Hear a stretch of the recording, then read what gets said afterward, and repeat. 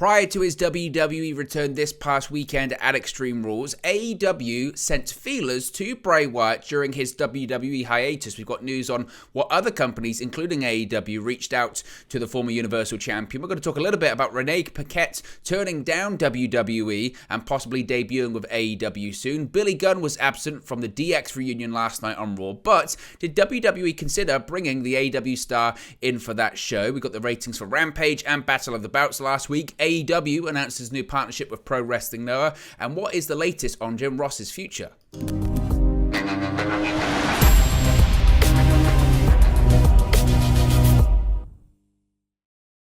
Hey guys, welcome back to Wrestling News 365. Hope everyone is doing very well. As always, there are plenty of news stories to get into in the world of All Elite Wrestling. So let's start off talking about Bray Wyatt. The wrestling world is buzzing about Bray Wyatt right now. Of course, after making his highly anticipated and speculated and discussed return this past weekend at Extreme Rules. Of course, he made a cameo last night on Monday Night Raw with a creepy vignette. He's already advertised for SmackDown on Friday. But how close was he to joining All Elite Wrestling? Did AEW put an offer to the former WWE champion? Did they have talks with the former WWE champion? Now, to the surprise of almost nobody and the delight of the entire WWE universe, the White Rabbit was finally pulled out of the hat with the return of Bray Wyatt this past Saturday at Extreme Rules. But after 15 months in the pro wrestling wilderness in limbo, Wyatt's whereabouts and dealings have largely been something of a mystery. Now, Wyatt last appeared on WWE television in April of 2021 and was released by the company 3 months later. Reportedly, his relationship with chairman and CEO at the time, Vince McMahon, had become strained over creative disagreements, although the official reason for his dismissal from WWE was put to budget cuts, attributed to budget cuts, wasn't it?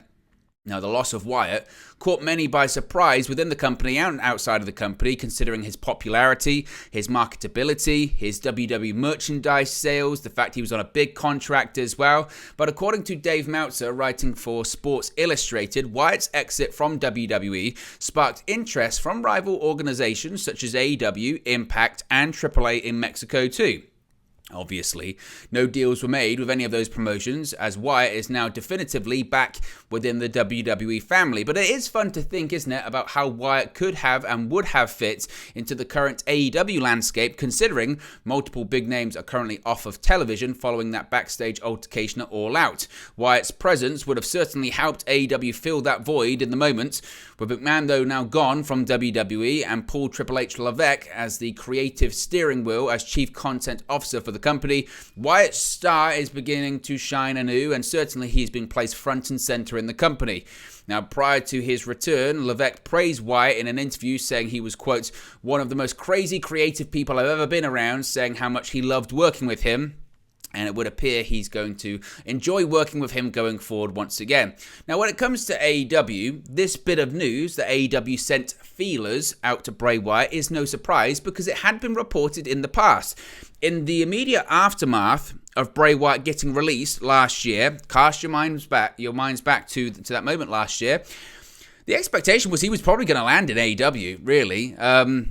It was just going to be a case of when, not if. And certainly, again, with like a lot of people that are returning to WWE now, the relationship with Vince McMahon was so much strained, and Wyatt's release was kind of different to the other ones. Yes, they said, oh, it's budget cuts, but it wasn't really. Wyatt was on a big contract, and Vince McMahon thought, I'm going to get that contract off my budget. But realistically, Bray Wyatt had fallen out with Vince McMahon. Bray Wyatt had the nerve, how dare he, to question Vince McMahon's creative vision, even though for years and years and years he had been given creative poo-poo sandwiches and been forced to eat them and like the taste of it. And I think he just had enough of it. You know, he had reinvented himself on several occasions, only to find himself back in the same position and not being thanked for it, whilst making more and more money for the company. It was just frankly bizarre. So when he was released by WWE, again, the expectation was actually he's probably going to end up in AEW, and it's going to be really interesting to see what he does in AEW without all of these creative shackles that Vince McMahon places upon him.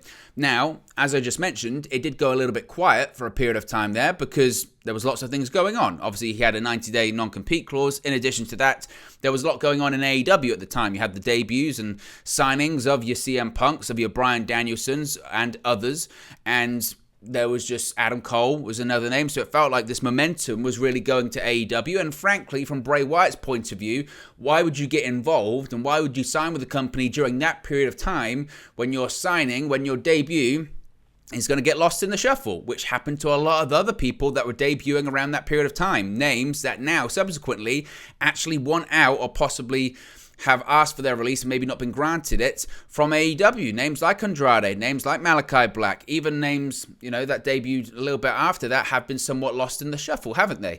So Bray Wyatt was smart to hold off on that. And most importantly, and this is probably the key sticking point to all of it, is that reportedly Bray Wyatt's asking price was very, very high. And I know that sometimes, and this is always funny when this story happens, is that whenever someone gets released from WWE, and the story occasionally makes it out when they say, so-and-so, ex-WWE superstar is asking for this really high asking price to do signings or work indie shows, and then they get criticized. How dare you? How dare you ask for that high price, blah, blah, blah. Well, you don't know what contract they were on. Bray Wyatt was on one of the biggest contracts in WWE. He wasn't making the most. He wasn't making Brock Lesnar, Roman Reigns money, but he was in that rung or tier just underneath them. You've got Brock, you've got Cena, even though Cena isn't really there. I don't even know what contract he's on at the moment, but you've got Brock contract. You've then got now Roman contract, which is essentially the same, and it's essentially the same money. So you've got Brock, Roman contract, and then underneath them, you've got your Randy Ortons, your Bray Wyatts. Like, he was on that bigger money. So what? Of course he would ask for a similar amount, or at least close to it. Daniel Bryan said the same thing. Bryan Danielson, whatever you want to call him, said the same thing when he left WWE and when his contract expired. He was looking for a similar amount of money. It doesn't have to be exactly the same. It doesn't have to be more. It can be a little bit less because you are doing less work, I suppose, but a similar amount of money for less dates.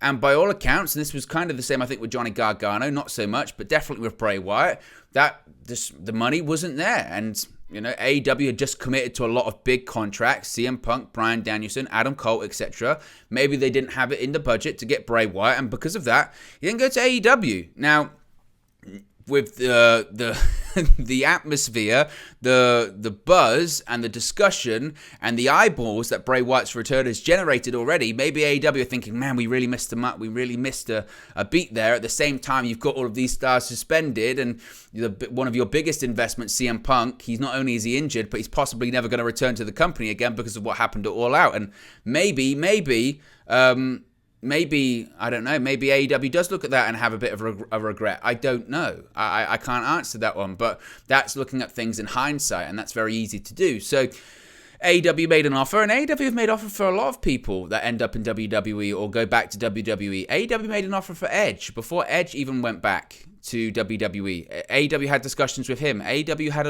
a conversation with Lita before she went back to WWE. Like, these things happen, and this is ultimately why too you need a competitive second company. AEW is never going to be as big as WWE.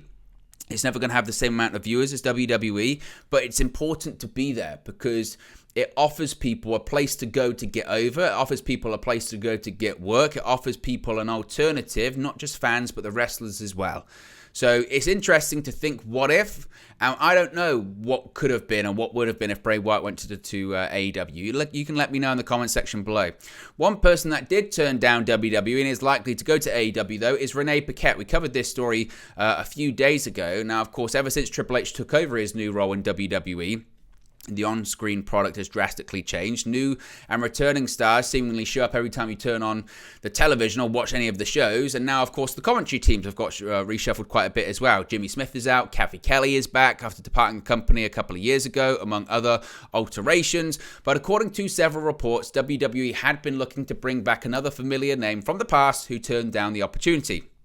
Recently, rumors have been percolating that former WWE announcer Renee Paquette had decided to join her husband Jon Moxley and sign with All Elite Wrestling, despite strong interest to return to the company from WWE. This came after Sean Ross Sapp of Fightful Select reported these developments, citing several WWE sources' beliefs that she indeed was bound for All Elite Wrestling. Now, Sports Illustrated has revealed that WWE did indeed offer her a role with the company amidst its latest commentary changes, which she reportedly turned down.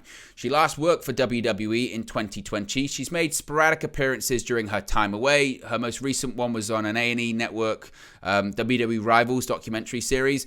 But Paquette turning down WWE comes alongside the news of her husband signing an official 5-year contract extension with AEW. And it would suggest, with these rumors, and again, WWE believes that she's headed to AEW. Of course, AEW is in Canada this week, which of course is where Renee is from. They're in Toronto, which I believe is her hometown. So now would be the time for her to make a debut, if indeed she had signed with the company. What she would do, well, that's the key thing. That's the interesting thing, isn't it? I spoke about this before, actually. In what I think she would do is I think she's the natural successor to Tony Schiavone. And by that, I mean not on commentary. By that, I mean she would be the Mean Gene. And that's really the role that Tony Schiavone's been doing in AEW. Now, Tony Schiavone in Jim Crockett in WCW did interviews, the podium interviews, but in WCW, that role was really the Mean Gene role, and that came from, AWA, WWE, of being the lead interviewer, not just backstage, but also in the ring, in the entranceway. AEW does promos a little bit differently than WWE. You occasionally have people come out and just circle the ring and talk on a mic. That happens, but a lot of the time, it's an interview segment with Tony Schiavone doing the interview. Now, Tony Schiavone's getting a little bit older. He's got other responsibilities in AEW. He's part of the talent relations department. He's got an office role, and he does commentary as well. So he can't do it all. And Renee Paquette's very good at doing that. And ultimately, she left WWE because she said, well, what else can I do? I've done the backstage interviewer, and I stepped up into commentary. I didn't like doing commentary, but I think she did a good job in commentary. She did a television host on Talking Smack and WWE Backstage on FS1. Once WWE Backstage went away, she said, well, then I guess there isn't really much for me left to do here. I don't want to go back just to being a backstage, interviewer. I believe I can be more effective. Now, you could say, well, what's the difference between being a backstage interviewer and doing the role she would do in AEW? That is completely different. They are big segments. They're big moments. They're a fundamental aspect of the show. No disrespect, but sometimes backstage interviewers can be a dime a dozen. We've seen people come and go. There's only, Tony Schiavone, Mean Gene Okerlund. They're proper names. They're names that people remember. And, of course, you would do hosting roles, I would assume, as well. So I think she would be a great fit for AEW. I really do. Now, last night, of course, was the season premiere of Monday Night Raw, and it featured a D-Generation X reunion. Of course, absent from this reunion was AEW star Billy Gunn. However, a new report indicates that WWE at one point actually did consider the possibility of bringing Gunn back in some capacity. According to Fightful Select, WWE at least threw around the idea of trying to get Billy Gunn for the DX reunion for last night's episode of Raw. However, it seems clear that plan didn't get very far in the end, as the final lineup only included Shawn Michaels, Road Dogg, X-Pac, and Triple H. Now, Gunn, it's not as if he's sitting around doing nothing. He's enjoying a very popular run in AEW, where he manages current AEW World Tag Team Champions, The Acclaimed. He's daddy ass, and he'll be wrestling this coming Wednesday on Dynamite against Swerve Strickland. And the Acclaimed Scissor Me Daddy Asses shirt, which references Gunn's current gimmick, is the top seller in 2022 on shopaew.com. So I saw a lot of... This is when tribalism on social media or in pro wrestling at the moment is so mad. I saw a lot of people going, AEW's holding Billy Gunn hostage, rah, rah, rah. Maybe Billy Gunn didn't want to be there. Maybe Billy Gunn, I'm sure if they'd have asked him, he'd have probably done it. But realistically, what would he rather do? Show up for a reunion, which has been done to death a million times. Sure, it's in the Barclays Center, and sure, it might be the last time they do it. But on the other side, Billy Gunn's, he's a big merch seller at the moment. He's really over in AEW. He's doing something different, something new. So you can't, it's not as if he's not doing anything in AEW. It's not as if he's just a producer backstage not doing anything. Now, Billy Gunn is a coach, he is a producer, but it's not as if, like I said, he's doing completely nothing in AEW right now. So, I'm sure he would have, if they'd have asked him, he'd have done it. It's not a big deal, though. It really isn't. Talk about Rampage last week. Of course, there was back-to-back shows on TNT, AEW shows on TNT last week. They were both live, and neither did that well in terms of the ratings. The viewership figure and demo rating for Friday's October 7 edition of Rampage on TNT has been revealed. According to Brandon Thurston of WrestleNomics, Rampage drew 404,000 viewers. This is down from the September 30 edition that drew 472,000 viewers. This is the lowest total viewership for the program since July 29. In the 18 to 49 demographic, Friday's episode scored a 0.13 rating. This is also down from the prior week's 0.16 rating. Of course, the episode featured Death Triangle defeating the Dark Order to retain the AEW World Trios Championships in the main event. And then it was, of course, followed by Battle of the Bouts, which was live on Friday for the first time, and that fared even worse when it comes to the ratings, because the viewership figure and demo for Friday's AEW Battle of the Bouts 4 on TNT has been revealed too. Once again from Brandon Thurston of WrestleNomics, Battle of the Bouts 4 drew 317,000 viewers, which is significantly down from Battle of the Bouts 3 on August 6th that drew 437,000 viewers. Now, this is the lowest total viewership for the series so far. The first Battle of the Bouts drew 704,000 viewers. The second drew 527,000 viewers. So for each Battle of the Bouts, less and less people are tuning in. The 18 to 49 demographic, the show scored a 0.10 rating, which is down from a 0.12 rating, which again is the lowest of the series so far. It featured Pac defeating Trent Beretta to retain the AEW All-Atlantic Championship, and also FTR retaining the Ring of Honor World Tag Team Championships over Gates of Agony. It's not surprising. This is the thing. The ratings reflect the importance of the show. Live is great, but the show has to mean something. I mean, I did not, as a fan, going to Friday thinking, I tell you what, that's can't miss television. Just because you put a bout on the line, just because it's a championship match, doesn't mean you have to tune in. I knew if I didn't tune in to watch Battle of the Bouts, I would miss nothing. Absolutely nothing. Live or not. And to be fair, it got 317,000 viewers. That's being live. Imagine if it was taped. Now, usually, Battle of the Bouts is taped during a Rampage taping or whatever, and then it's aired on a Saturday on a tape delay, what have you. But when it was announced they were going to do Battle of the Bouts series, people got excited because they thought we were going to see big, signature or big championship matches that were going to be built up, and they would feel like special events, and maybe there'd just be one championship match on a show or two championship matches on the show, and we'd see title changes, but we just don't. We really don't. You know that the person's going to retain their belts. It's a championship match, but it's not really a championship match they've truly built to. It doesn't mean that much. It's not as if like they've built for 2 months and then they're going to have their match at Battle of the Bouts. It's not like that. It just isn't. There is no reason or care to tune in and watch them, and the ratings reflect it. I understand the time slot. I understand that Rampage was on, it's at 10 p.m. and then obviously Battle of the Bouts is at 11 p.m. and that's difficult. But at the same time, again, the ratings reflect the interest. There is no interest in Rampage. There's no interest in Battle of the Bouts. And when you watch the shows, the matches are fine.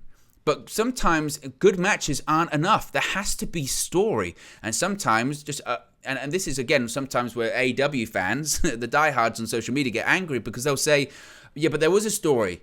And you go, okay, what was the story? They go, well, they set it up on Dynamite. What, a 30-second pre-tape. It's not setting it up. That isn't enough for a viewer to invest. That's not telling a story. It isn't. That's laziness is what that is.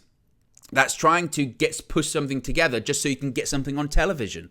You need to build it. For championships, you need more than that. A 30-second pre-tape's fine for just a match with no real story that's going to be on TV. But for a championship match, we're talking about Battle of the Bouts. There's no battle. There's no title change. It doesn't feel important, and the ratings reflect that. They do. So, and again, I don't know how AEW fix it. I know Tony Khan said that Rampage is going to be a priority. They're going to be live more on Fridays. But until you start putting bigger stars on there, until you start building towards bigger matches on there, the ratings are going to be what they are. The time slot's already against you. And the issue now is that you've conditioned your audience already to know nothing really happens on Rampage. Nothing really happens on Battle of the Bouts. So I don't have to tune in. So it's going to be difficult to unpick that anyway. Now, AEW has lots of relationships with international promotions around the world, but now it's been announced that AEW isn't done expanding its partnerships. In a video posted on Pro Wrestling Noah's YouTube page, AEW owner and CEO Tony Khan can be seen talking about AEW star Sting's upcoming appearance at the Great Mutas Wrestling Bye-Bye show this February. He also provided some more news about AEW and Noah moving forward. He said, quote, AEW and Noah working together, Khan said. Thank you. Now, no one's really confirmed what this partnership is. If it's just for this Sting, Great Muta thing, we don't know. But AEW has a lot of relationships with a lot of companies, including New Japan. So I don't really know how that works. Of course, New Japan and Noah have worked together in the past. They had that third Wrestle Kingdom show, didn't they, when it was a 3-day thing, and it was New Japan versus Noah. So I think they're on relatively good terms. So AEW expanding its partnership there.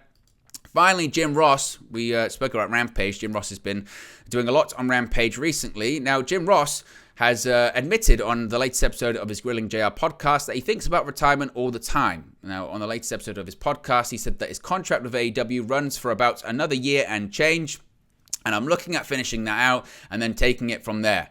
Ross said he's not spoken to AEW President Tony Khan about his future with the company after his contract's expiration. While he is happy to work, he acknowledged time is not necessarily his ally. He said, quote, "I'm not a young kid. The skin cancer is gone, but the remnants of it still exist. And that's what's so friggin' painful."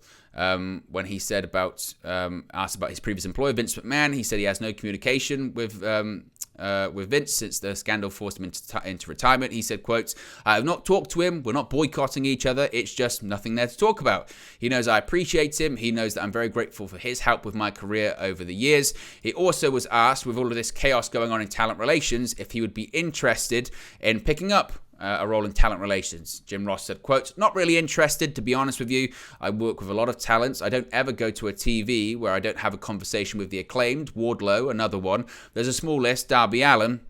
But he also said that he wasn't interested in that role, nor should he be. He shouldn't be picking up a talent relations role when he's, in his 70s. He retired from it, in WWE a long time ago, and that talent relations role in AEW is a big task at the moment because there's a lot of mess going on there. Now, I have no doubts that Jim Ross would be able to do it certainly in his heyday. He's one of the best talent relations people of all time. He put together the roster of the Attitude Era and managed to handle all of those egos successfully. So I have no doubt that Jim Ross would be able to do it. But certainly, I do agree with the sentiment that there needs to be way more investment. I know they've made changes to talent relations, but that is still clearly not fixed just yet. And there needs to be more structure in that company. So there you go, guys. That's the latest AEW news for you. Be sure to smash a like on the like button. Be sure to subscribe bottom right-hand corner. Let me know your thoughts on today's AEW news stories in the comment section below. And I'll speak for you again very, very soon. Hey guys, thank you for watching, listening, streaming, or however you come across this video today. Be sure to click on the video on the right there to watch our next video, or click the bottom there to subscribe, or the bottom right hand corner. Thank you very much, and I'll speak to you again very soon.